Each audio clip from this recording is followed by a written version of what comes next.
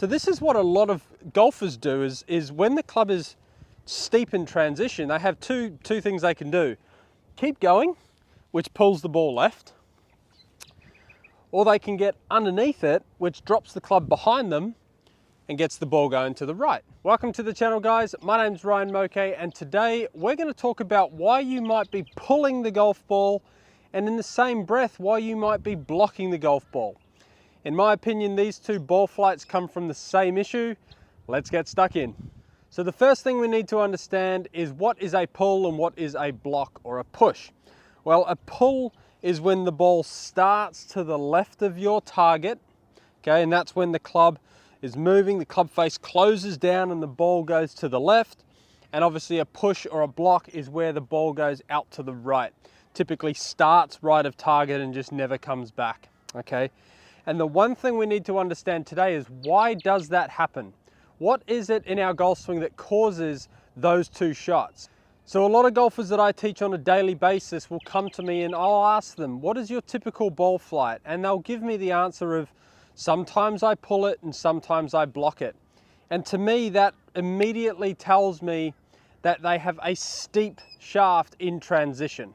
Now, obviously this isn't in every single case that I see, but for the majority of it, it's that steep shaft in transition. So what is a steep shaft in transition? Well, a steep shaft simply looks like this. We get to the top of the backswing, and as I start to come down, it's when the shaft is pretty vertical at this moment in time. What is an ideal looking shaft at this moment in time? Well, we would ideally want this shaft to be what we call laying down, okay, which is roughly something that looks like that. Why is it important to have this look coming into impact? Well, if I was to say to you, and I want you to do this right now, wherever you are, if you can, I want you to basically do two things for me. I want you to grab a golf club and I want you to stand the club up like this, vertical. Okay, so when my left arm is parallel to the ground, I want the club to be dead vertical like that. Now I want you to imagine, how are you going to hit the ball from here? What would you have to do to hit a ball? Well, I can't really go this way because now I'm going to miss the ball from over the top of it, right? The other way I can do this is I can go up and under it, right? And that's what actually drops the shaft a little bit more behind me. So this is what a lot of golfers do is when the club is steep in transition, they have two things they can do. Keep going, which pulls the ball left, or they can get underneath it, which drops the club behind them and gets the ball going to the right. So in these two scenarios I just showed you there, the one thing that's always moving quite a lot and changing is the club face.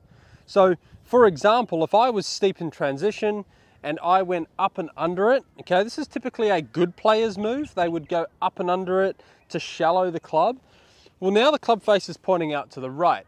Whereas if the amateur golfer, what I see them do is they continue to try and feel like they turn, they hang back, club works over the top, and then they flick it to the left. The other way you could do this as well is if it's steep and you get under it, you can flip it at the bottom, and that also makes it go left. So what we're seeing is a steep shaft in transition is just not ideal. So what should it be? Well, again, I ask you the question.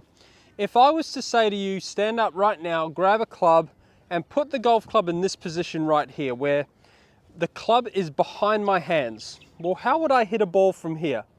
I would turn my body and deliver the club. And that's literally as simple as it can be. So when the shaft is steep, there's so many other variables that come into play. Whereas if I can just lay the shaft down this way, okay, I can then turn. There's no need for me to come up and under it. So when the club is in this position, it facilitates my rotation. I hear golfers talk about rotation all the time. They all want to be able to rotate, but most players can't rotate when the club is steep, just like that. However, they can rotate if we can get the club a little bit more from this area. And you can see that that starts to quieten up that club face through the hitting area. We don't need as much flip this way or this way. Okay, hopefully that makes sense to you. Okay, so I have my TrackMan behind me. I've got my iPad to show some numbers, and you'll see the numbers come up on the top of the screen. I'm going to hit 2 shots for you. The 2 shots that I see commonly, which is they pull and the block. And we're going to kind of notice what the club path is doing and what the club face is doing in particular. So I'm just going to try and hit this one to the left. So I'm going to try and feel that I steepen in transition to show you exactly what this pull shot does. So get to the top, steepen, and then I'm going to try and hit this one left like a lot of amateur golfers do. So you can see that's gone a mile left. And here's the interesting part. My club path actually wasn't that bad. It was 1.3 from the inside, okay? But because of how the club steepened in transition, it made me flip it at impact. And you can see that the face was 5.2 degrees closed. So that's not ideal. Now, how does my club path move from the inside, right? Which is what everyone wants to do, but the club face flips over. Well, like I said, steepens, back up, flip. So my club face needs to be a lot squarer than that. So I'm going to hit the other shot now, which is the block to the right. Now this one, I'm just not going to flip my hands over. Yeah, this is more of a better player's move here, where we get the same downswing look, but the ball goes out to the right because I get so stuck underneath it that the face is pointing to the right. So let's have a go here. Same thing, turn, steepen, and I'm going to come up and out of it and poke that club out to the right. Let's see it. So there's a prime example of the ball starting a fraction right of target and the ball sailing off even more to the right. And you can see on that one, club path was a little bit more extreme to the right and my face was 3 degrees open. So basically what we've got there is a path that's moved 3 degrees or 4 degrees almost into out, caused by my upper body tilting back, and then my club face is 3 degrees open. So that combination right there is a disaster. That thing's gonna go right all day long.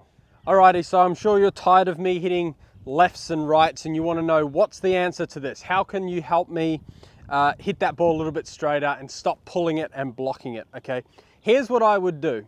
I would start off with a simple alignment stick, and here's the drill I want you to do. Place the club behind the golf ball, and I've got a 6-iron here. Place the club behind the golf ball, okay? The ground's wet, so I'm not gonna put it on the ground.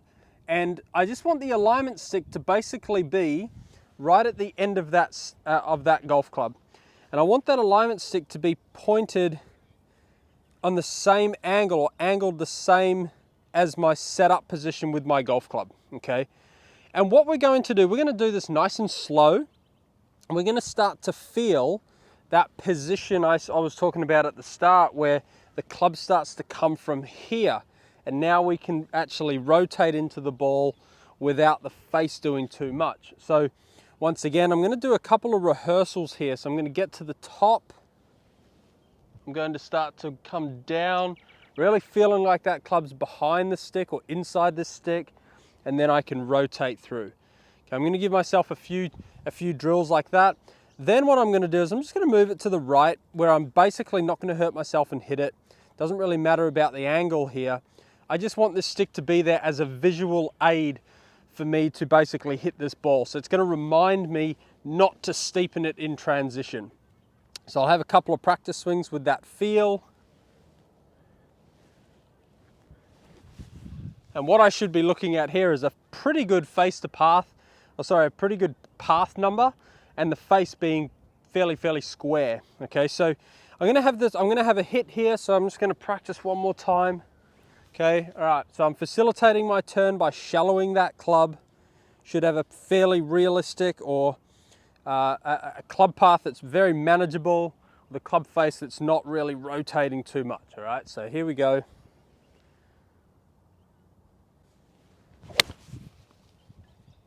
That was really nice. That hasn't moved. Really nice golf shot. So you can see there that my club path being 3 degrees into out, that was the same as that kind of blocky one, right? But that was just due to the fact that I left the club behind me on the way down, which is perfect. But you can see on this one that my club face was a lot squarer through impact. You can see it's minus 1.1. So, I mean, we're talking a fraction closed. Okay, so that was that was pretty good. And I mean, I would like those numbers every day of the week when I go and play golf. So I just want to quickly explain how that was possible. Just a reminder, if I was to get steep, my club then, or my body then reacts and I come up and under it, causing me to either leave it out to the right or flip it to try and save it from going right. Whereas that shot I just hit, that last one, that nice straight one, I made a nice turn, but I really felt like this club was coming from behind me. And what that allowed me to do was my body was basically saying, hey, you're free to rotate through the hitting area with a fairly square club face, and I'm gonna get that result more often than not. So guys, that was a bunch of fun to film for you. Got to talk about how the club face and the club path work when we've got the club in a better area. If you like videos like this, please press the like and subscribe button for more of these. Comment below, is this a problem that you have? Until next time, thanks for watching.